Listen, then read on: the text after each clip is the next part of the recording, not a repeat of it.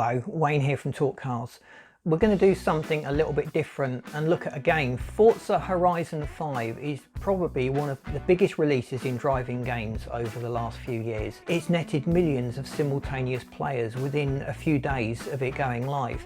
So we're going to look at the concept of tuning a car within the game and compare that with tuning a car in real life. And it's interesting, they've really thought about it, and there are a lot of similarities between real world tuning and tuning in the game. But there's also a few areas where things are totally different. So generally speaking, you get your car, you buy some upgrades, and it does annoy me a little bit that you can just bolt a turbo onto the stock engine. There's no mention of additional costs for all the other parts. In the real world, you would need to get the compression ratio of the engine lowered, you'd need to get it remapped and adjusted. We'll accept the fact that that would make the game boring if you had to wait weeks for it to be carried out and you just had a list of other parts to get. So we'll assume that when you tick the turbo box, the little mechanic in the game is taking all these other things into account, so that cost is covering all the extras.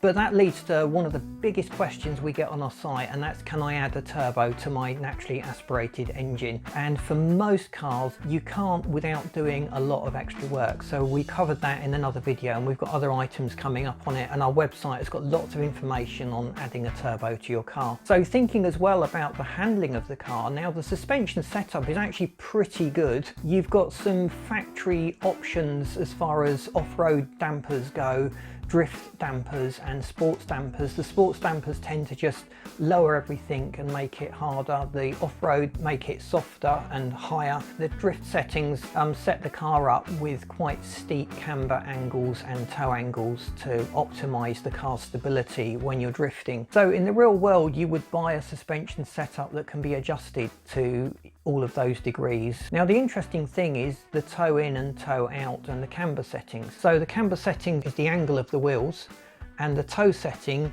is whether the wheels face in or face out. You get a car that's very high powered, and when you put your foot down, it just snakes all over the road.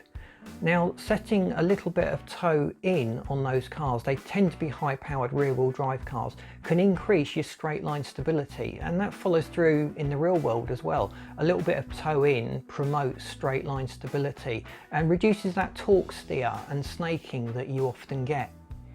If you want to improve the cornering of the car, you really do need to set a little bit of camber, because as the car body rolls, you want the wheels to have a flat contact with the ground, so the camber actually adjusts the angles. The camber adjusts that angle and allows you to keep the maximum amount of tread in contact with the ground through your cornering. As well, you can enhance the cornering of the car by setting toe out.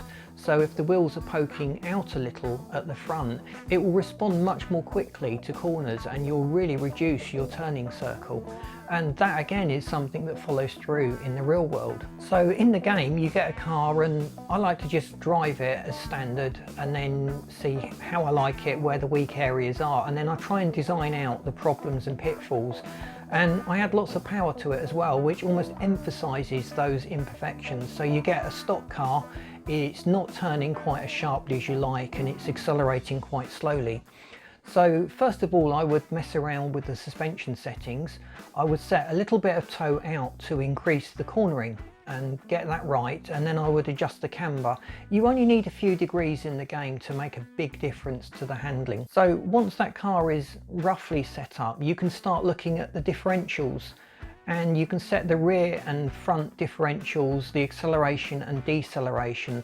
Now, if you don't know what you're doing and you're new to this, always set the top one for 80% on the acceleration and the bottom one deceleration at 20%, and adjust from there. Those ballparks give you quite a good effect. So give it a go, set it up at 80-20 front and rear, drive the car.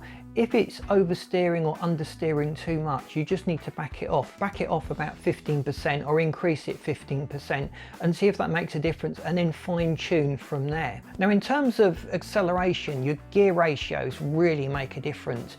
You've got the final drive setting, which will roughly get the car to the ballpark, and interestingly, you often get better acceleration moving it towards the speed settings which has the effect of making those lower gear ratios more attuned to better acceleration. So you can knock a second or two off your 0 to 60 time or your 0 to 100 time.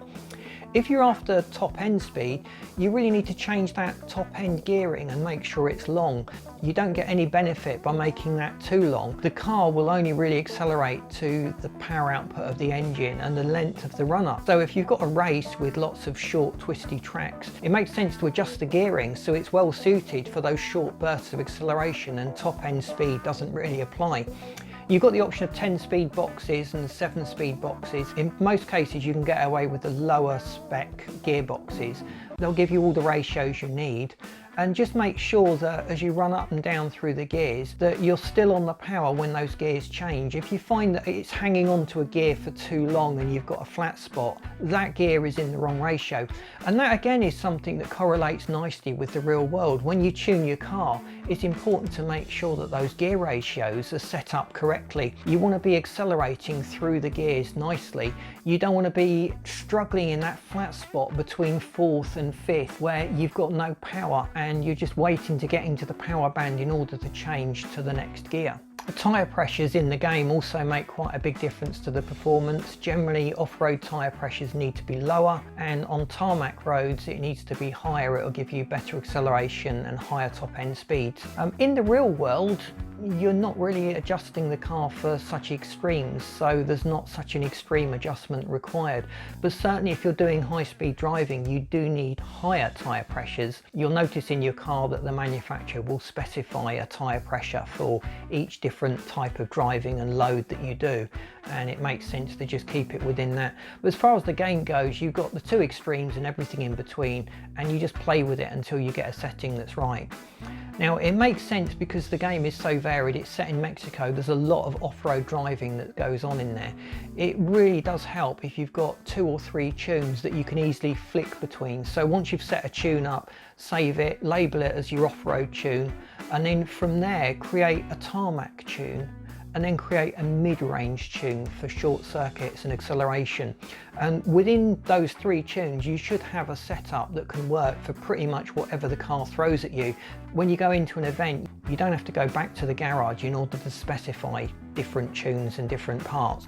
You've got it all set up, ready, saved in order to use. So we hope this has been useful to you. We don't intend to be a games channel. We just know that a lot of our members are going to be playing this game, and we thought it'd be interesting to see how tuning in the game actually compares with tuning in the real world. And it's nice to see things developing to the point where it's a lot more realistic than it ever used to be. So things have come a long way. The graphics are much better. The feel and handling and dynamics of the car is also a lot better than it ever used to be. So we hope this video has been useful to you. If you're interested in cars and tuning cars and setting them up, please subscribe. We've got lots of videos coming up that take you through the basics of setting the car up, and we're also going to be discussing some of the more technical topics so you can get every ounce of extra power out of your car when you need it. So thanks for watching. We hope this has been informative to you. Be sure to drop by our site, say hi to us in our forums,